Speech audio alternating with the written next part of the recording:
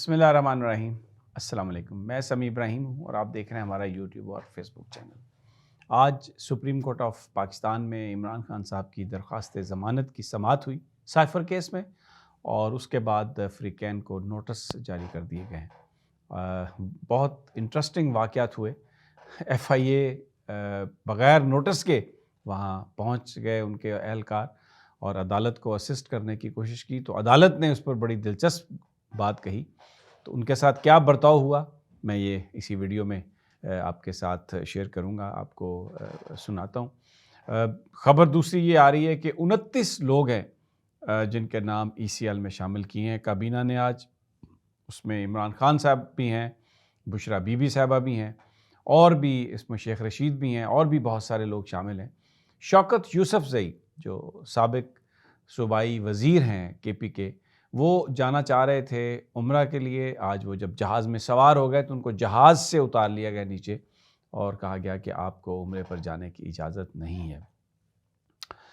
میں یہ جو خاص طور پر یہ کیونکہ بڑا یہ اہم ہے موضوع سارا، اس پر میں بات کرتا ہوں، لیکن اس سے پہلے میں ایک واقعہ جو ہوا، جو خاور مانیکا کا انٹرویو تھا، اس کے نتیجے میں بہت سارے سیاسی قائدین نے اپنے ریئیکشن بھی دیے۔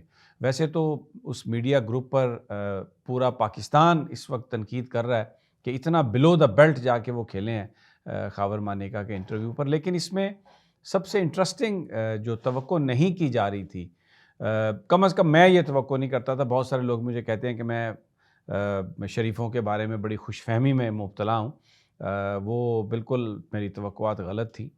نواز شریف کا جو کمنٹ ہے خاور مانیکا کے انٹرویو پر، ہمارے دوست ہیں حسن ایوب صاحب، نوجوان رپورٹر ہیں، ان کے سوال پر میں آپ کو سب سے پہلے تو ان کا یہ سوال جو ہے جو انہوں نے گفتگو کی وہ میں آپ کو سنوانا چاہتا ہوں۔ آپ ذرا یہ اس کو سن لیں، دیکھ لیں۔ دیکھیں جی، وہ کیا اس کے اوپر آپ کی رائے ہے؟ کیا سمجھیں گے کہ وہ جو رانا صاحب سے پہلے کہا تھا ایک ٹائم پر کہ جو انہوں نے سارا در فٹے منہ والی بات کی تھی، یہ بات درست تھی؟ جو باتیں انہوں نے کی ہیں، میرے نہیں خیال کہ اس کے بعد ریاست مدینہ کا نام لینا چاہیے تھا۔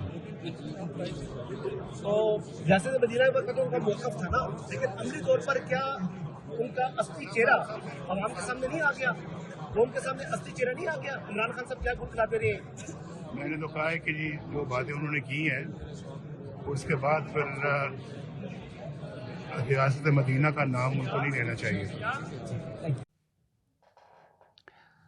اس میں آپ نے سنا، سوال میں بھی ہمارے وہ دوست ہیں، لیکن سوال بھی بڑا فل آف باعث تھا۔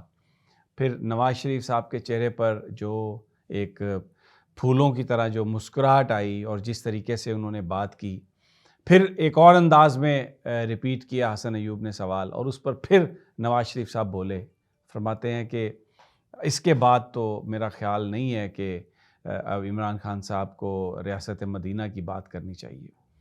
کم از کم میں یہ توقع نہیں کرتا تھا کہ نواز شریف اس طرح کی بات کریں گے۔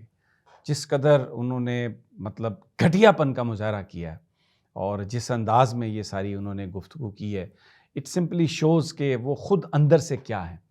اب اگر ان ایشوز پر بات کرنا شروع کی جائے تو لوگ تو پھر وہ جو لاہور میں کلمہ چوک ہے اس کے بارے میں بڑی باتیں کرتے ہیں، یہ کس کے ہاتھ کی 5 انگلیاں ہیں، کون کس کی محبت میں تھا، پھر وہ انڈین اداکارہ جس کو پتہ نہیں کون ٹیلی فون پر گانے سناتا تھا، پھر وہ امریکی صحافی کا انٹرویو خاتون کا کہ جس کو پتہ نہیں کون کون ٹیلی فون کے تحفے دیتا رہا، آئی فون کے تحفے دیتا رہا، اور کون دوستی کی پینگیں بڑھاتا رہا، اور پھر وہ محترمہ حئیش صاحبہ کا ذکر کس کے حوالے سے آئے گا، اور پھر مطلب میں شادیاں، رشتے، بچوں کے، میں آپ سے عرض کروں کہ کہاں کہاں تک بات ہو سکتی ہے، لیکن یہ نہیں ہونی چاہیے۔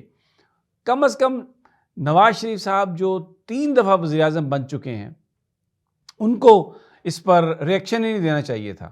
دیکھیں، کمرہ عدالت میں وہ آ کر بیٹھے ہیں تو ان تک ایکسیس ہی نہیں کسی کی ہو سکتی اگر وہ خود نہ چاہیں، اور کوئی رپورٹر ان سے، چاہے حسن ایوب ہو یا کوئی بھی ہو، ان سے اس وقت تک سوال ہی نہیں کر سکتا جب تک خود نون لیگ کا جو میڈیا ونگ ہے وہ یہ نہ طے کر لے کہ ہاں یہ سوال کرنا ہے اور یہ ہم نے جواب دینا ہے۔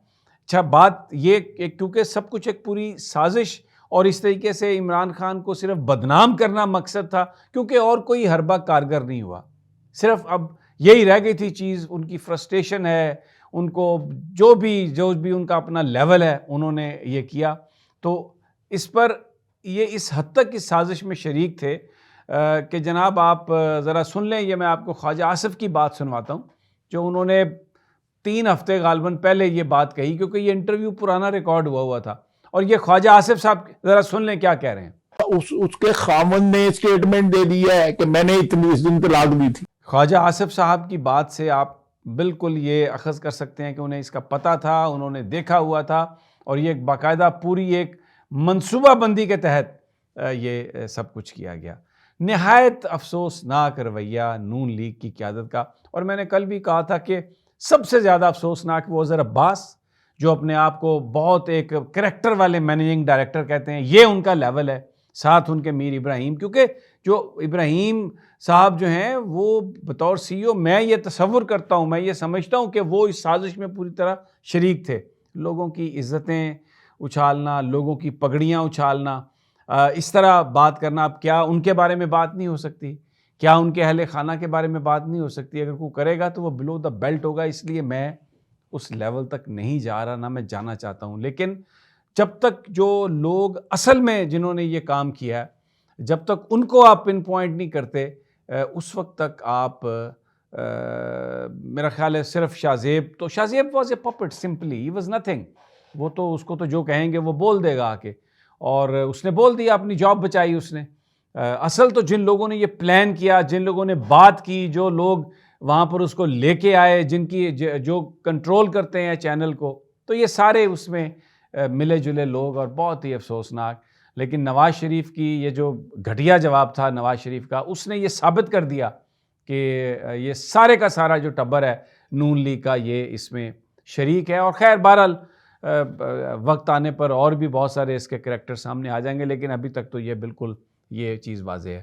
اب آج دیکھیں آپ، سپریم کورٹ میں درخواست ضمانت تھی، سماعت ہوئی جیسے سردار طارق صاحب، تو وہاں پر انہوں نے کہا یہ 2022 کا کیس ہے اور ابھی تک نہیں ہوا، اور کب ہو جانا تھا. اور پھر وہ جب وکیل نے بتایا کہ ہم نے سلمان صفدر صاحب نے کہ بیان 10 گھنٹے تک بحث ہوئی، تو بجائے اس کے کہ وہ کچھ اور کہتے، سردار صاحب فرما رہے ہیں، جسٹس صاحب جو بینچ کے سربراہ ہیں، وہ بھائی جب آپ سیاسی مقدمہ لڑیں گے تو پھر ایسا ہی ہوگا.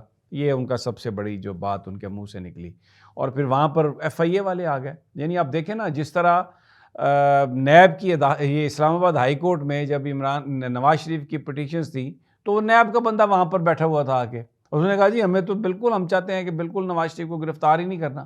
تو یہاں پر بھی آ گئے ایف آئی اے والے، اور انہوں نے آ کے تفصیلات دینی شروع کی. تو جج صاحب نے کہا، عدالت نے کہا کہ بھائی آپ کو کس نے بلایا، چلو پیچھے جا کے بیٹھو، تم شاہ سے زیادہ شاہ کے وفادار ہو. تو یہ بیسیکلی نگران گورنمنٹ ہے، اور یہ ایف آئی اے اور یہ سب، لیکن یہ تلے ہوئے ہیں کسی طریقے سے عمران کو سزا ہو جائے. تو بہرحال فریقین کو نوٹس دے دیے گئے ہیں، اور اب دیکھتے ہیں اس کا کیا فیصلہ ہوتا ہے. اگلی جو تاریخ ہے وہ بھی عدالت رجسٹرار آفس دے گا. اور بہرحال آج یہی صورتحال. انشاءاللہ جلد ملاقات ہوتی ہے اگلی ویڈیو میں. اللہ نے کے بعد.